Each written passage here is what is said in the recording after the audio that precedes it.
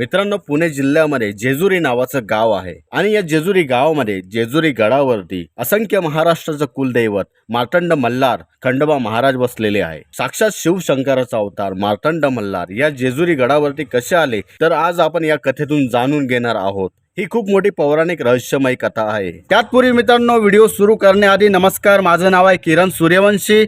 माझ्या चॅनलवरती जर तुम्ही नवीन असाल तर माझ्या चॅनलला सबस्क्राइब करा, एपी पेजवर जाऊन फॉलो करा। तर मित्रांनो, व्हिडिओ सुरू करूया। खंडोबा महाराज हे दैवत बहुपत्नी असलेलं दैवत आहे, म्हणजेच दोन पत्नी असलेलं दैवत आहे। पहिली पत्नी माळसा आणि दुसरी पत्नी धनगर कन्या म्हणजेच भानुबाई। मित्रांनो, अध्यात्माची पहिली पायरी म्हणजे आपले कुलदैवत।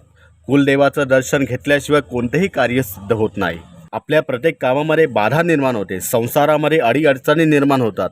जोपर्यंत आपण आपल्या कुलदेवाचं दर्शन घेण्यासाठी जात नाही तोपर्यंत आपल्या अडचणी काही सुटत नाही। आपल्या घरातील अडीअडचणी दूर करण्यासाठी आणि आपल्या मनामध्ये अध्यात्माची गोडी निर्माण करण्यासाठी ही पहिली पायरी चढावी लागते। मित्रांनो, वर्षातून एकदा तरी श्री खंडेराव महाराज मार्तंड मल्हारांचं दर्शन घेण्यासाठी अवश्य जा। देवांचे देव महादेव शिवशंकराने अधर्माचा नाश करण्यासाठी विविध रूपे धारण केली। त्याचप्रमाणे पृथ्वीवरती जेव्हा मनी आणि मल्ले या दोन दैत्यांचा अत्याचार माजवला होता तेव्हा सर्व देव आणि ऋषीमुनी भयभीत झाले। त्यांनी शिवशंकराची प्रार्थना केली। तेव्हा शिवशंकराने मार्तंड मल्हार म्हणजे श्री खंडेराव महाराजांचे रूप धारण केले। श्री मार्तंड मल्हारांचे रूप म्हणजे तेजस्वी, पराक्रमी आणि सूर्याच्या तेजाप्रमाणे प्रकाशित होते। श्री खंडेराव महाराजांनी आपल्या दिव्य सेनासह मनी आणि मल्ल या दैत्यांवरती आक्रमण केले। युद्ध अत्यंत भीषण झाले, पर्वत हादरले, आकाशात विजा चमकू लागल्या आणि रणभूमीवरती शौर्याचा अद्भुत आविष्कार दिसू लागला। मैल्य दैत्य अत्यंत बलवान होता। त्याने आपल्या मायावी शक्तीने अनेक रूपे धारण करून देवांना त्रास दिला, पण मार्तंड मल्हारांनी आपल्या त्रिशूळाच्या एका प्रहारात त्याचा अंत केला। दुसरा राहिलेला दैत्य तो म्हणजे मनी, तो श्री खंडेराव महाराजांना शरण आला। त्याने श्री खंडेरायांकडे क्षमा मागितली आणि श्री खंडेरायाच्या चरणी मस्तक ठेवले। मणी दैत्यांनी श्री खंडेरायांना विनंती केली, हे देवांचे देवा, हे मार्तंड मल्हारा, श्री खंडेराय महाराजा, मला क्षमा करा। माझ्याकडून जी चूक झाली देवा, माझ्या चुकीला अभय द्या आणि माझे नाव तुमच्या सोबत कायम असू द्या देवा, जेणेकरून देवा माझा उद्धार होईल आणि भविष्यामध्ये लोक मला वाईट म्हणून नाही तर तुमचा सेवक म्हणून मला ओळखतील। मणी दैत्याची ही प्रार्थना ऐकून श्री मार्तंड मल्हार प्रसन्न झाले।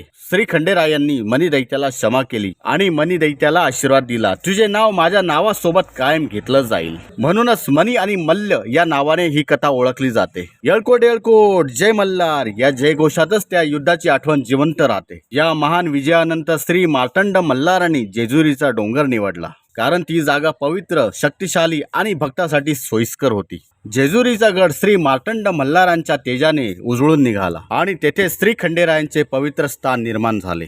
असे मानले जाते की जेजुरी गडावर श्री खंडेरायांचे अवतरण हे केवळ युद्ध जिंकण्यासाठी नव्हते, तर भक्तांना संकटातून वाचवण्यासाठी आणि धर्माची स्थापना करण्यासाठी होते। म्हणूनच आजही लाखो भक्त येळकोट येळकोट जय मल्हार, सदानंदाचा येळकोट असा जयघोष करत जेजुरीला जातात। तर मित्रांनो, ही कथा आपल्याला सांगते की जेव्हा अधर्म वाढतो तेव्हा देव स्वतः अवतरून धर्माचे रक्षण करतात। या व्हिडिओसाठी इथेच थांबूया। जर तुम्हाला हा व्हिडिओ आवडला असेल तर मला कमेंट करून नक्की सांगा। भेटूया पुढील व्हिडिओमध्ये नवीन विषयासोबत। तोपर्यंत येळकोट येळकोट जय मल्हार, सदानंदाचा येळकोट।